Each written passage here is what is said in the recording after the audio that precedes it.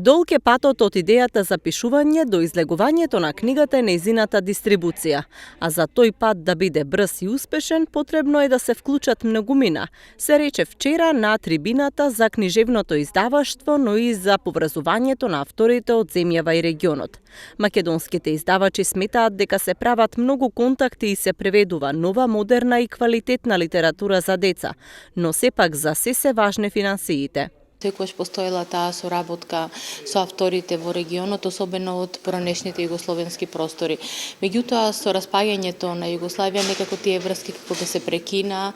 не се толку интензивни како што беа, нити тие се на нашите фестивали, ниту ние на нивните, и тоа е навистина за жал, бидејќи мораме да соработуваме не само со земјите од поранешните југословенски простори, туку и од регионот, и Бугарија, и Грција, и сите тие што се блиску до нас. Издаваштвото за деца оди со крупни чекори напред. Она што е, да речеме, тренд во издаваштвото е секако интерактивното пишување, интерактивното создавање на литература за деца, особено за најмалите, бидејќи тоа е мамката која што ја пуштаме кон читателите за да подоцна ги регрутираме. Меѓутоа, како одминува времето, како се стабилизираат состојбите, веќе почнуваат да се прават конекции со одредени издавачки куќи. Ние како просветно дело соработуваме со сите еминентни издавачки куќи од светот, не само од регионот, но кога зборуваме за автори кои што лично се познаваат, кои што лично комуницираат, лично разменуваат свое творештво, тогаш тука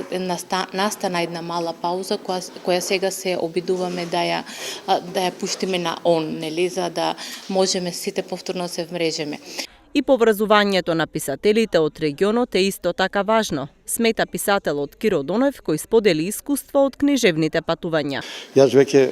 направив еден така гест да се зачува таа во колективната меморија на литературата на сите што пишуваат за деца, бидејќи објавив нели таа книга што знаете Летопис на душата, кај што се тие балкански писатели кои се фактички столбот на литературата за деца, од кој треба да бидат репер, да ги покажуваме како треба да се пишува литературата за деца. Не само тоа како да се поврзуваме. Јас 50 години работев таа книга и сега излезе, нели, во чест на децата, не заради мене, туку заради тоа што треба тоа да се запамти, треба таа соработка да продолжи на Балканот, бидејќи само децата се тие кои на некој начин се и наши читатели, и наши критичари, и потенцијални во тоа невреме кај што не е таа електрониката, кај што Фејсбукот, кој никако не би смеел да ја замени книгата.